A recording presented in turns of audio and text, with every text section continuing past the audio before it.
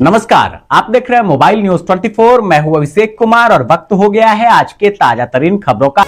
प्रधानमंत्री नरेंद्र मोदी आज 4 नई वंदे भारत ट्रेनों को हरी झंडी दिखाने वाले हैं। बताया जा रहा है कि ये ट्रेनें यात्रा के समय में कमी लाने के साथ कई राज्यों में टूरिज्म और व्यापार को बढ़ावा देने में मदद करेगी। पीएम मोदी आज शाम लगभग 5 बजे भारत के सर्वोच्च न्यायालय में कानूनी सहायता वितरण तंत्र को मजबूत करने पर राष्ट्रीय सम्मेलन का उद्घाटन करेंगे। इस अवसर पर वे उपस्थित जनसमूह को भी संबोधित करेंगे। राष्ट्रपति द्रौपदी मुर्मू आज से 13 नवंबर तक अंगोला और बोत्सवाना की राजकीय यात्रा करेंगी, जो किसी भारतीय राष्ट्राध्यक्ष की इन 2 अफ्रीकी देशों की पहली यात्रा होगी। यह यात्रा वैश्विक दक्षिण में देशों, विशेष रूप से अफ्रीका के साथ राजनीतिक, आर्थिक, विकासात्मक और सांस्कृतिक आयामों में साझेदारी को मजबूत करने पर भारत के बढ़ते फोकस को दर्शाती है। कांग्रेस के वरिष्ठ नेता राहुल गांधी आज मध्य प्रदेश के दौरे पर आ रहे हैं। इस दौरान वे पंचमढ़ी में कार्यकर्ताओं से मुलाकात और संवाद करेंगे। साथ ही संगठन सृजन अभियान के तहत पंचमढ़ी में जारी जिला अध्यक्षों के प्रशिक्षण शिविर को भी संबोधित करेंगे। जहानाबाद विधानसभा क्षेत्र में महागठबंधन प्रत्याशी राहुल कुमार के समर्थन में बिहार विधानसभा के नेता प्रतिपक्ष तेजस्वी यादव एक चुनावी सभा को संबोधित करेंगे। यह सभा सकूराबाद प्रखंड के श्री विगहा मैदान में आयोजित की जाएगी। प्रधानमंत्री नरेंद्र मोदी ने वंदे मातरम के 150 वर्ष पूरी होने पर स्मरणोत्सव कार्यक्रम का शुभारंभ किया। उन्होंने कहा कि वंदे मातरम की भावना ने आजादी की लड़ाई में राष्ट्र को प्रकाशित किया। समाजवादी पार्टी के विधायक अबू आसिम आजमी ने वंदे मातरम गाने से इनकार किया है, क्योंकि उनके अनुसार इसमें धार्मिक बातें हैं। उन्होंने भाजपा पर तनाव पैदा करने का आरोप लगाया और स्कूलों में इसे अनिवार्य करने का विरोध किया।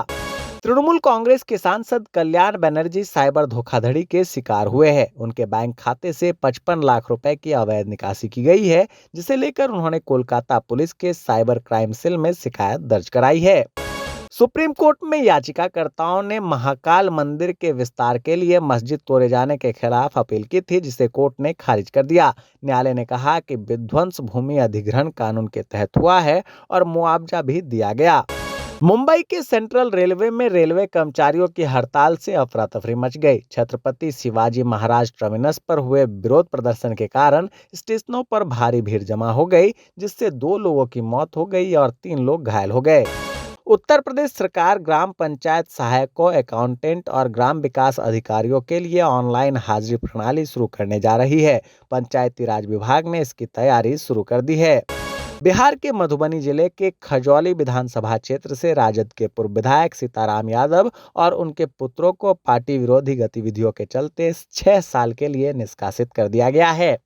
दिल्ली के इंदिरा गांधी अंतर्राष्ट्रीय हवाई अड्डे पर वायु यातायात नियंत्रण प्रणाली में तकनीकी खराबी के कारण उड़ानें देरी से चल रही है, जिससे इंडिगो, एयर इंडिया, स्पाइसजेट और आकाशा एयर जैसी प्रमुख एयरलाइंस प्रभावित हुई है।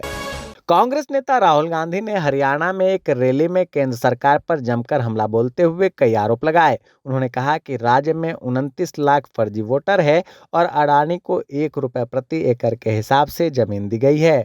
झारखंड के सरांडा में पुलिस और नक्सलियों के बीच मुठभेड़ हुई, जिसमें नक्सलियों के ठिकाने से भारी मात्रा में हथियार, गोला बारूद और विस्फोटक बरामद किए गए। बरामदगी में राइफलें, बंदूकें, कारतूस और 2 लैपटॉप शामिल है। मध्य प्रदेश के पुलिस प्रशिक्षण स्कूलों में अब नव आरक्षक श्रीमद् भागवत गीता के श्लोकों का पाठ करेंगे। मार्गशीर्ष माह के आरंभ के साथ ही यह नई पहल पूरे राज्य के पुलिस ट्रेनिंग सेंटर में शुरू की गई है। हिमाचल के पूर्व मुख्यमंत्री व नेता प्रतिपक्ष जयराम ठाकुर ने कांग्रेस पर निशाना साधते हुए कहा कि जो पार्टी पिछले 1 साल में अपनी कार्यकारिणी तक गठित नहीं कर पाई, वह भाजपा की कार्यशैली पर सवाल उठाने का हक नहीं रखती। महाराष्ट्र के डिप्टी सीएम अजित पवार के बेटे पार्थ पवार की कंपनी पर महाराष्ट्र में 2 अलग अलग जगहों पर करोड़ों की कीमती जमीन कम कीमत में खरीदने का आरोप लगा है। इस मामले में 2 एफआईआर भी दर्ज हुई है। राजस्थान में एक चौंकाने वाला फैसला आया है, जहां भ्रष्टाचार के आरोप में फंसे पूर्व आरएएस अधिकारी भंवरलाल मेहरा अब सेवानिवृत्ति के बाद भी ऊंची पदोन्नति पा सकते हैं। तो ये थी आज की ताजा तरीन खबरें। ऐसे ही खबरों से अपडेट रहने के लिए चैनल पर नए हैं तो अभी चैनल को सब्सक्राइब कर लें, नोटिफिकेशन बेल के ऑल ऑप्शन को दबा दें, वीडियो को लाइक और शेयर करना बिल्कुल ना भूलें, ताकि देश और दुनिया की हर इंपॉर्टेंट खबर से आप और आपके जानने वाले रह सके अपडेट।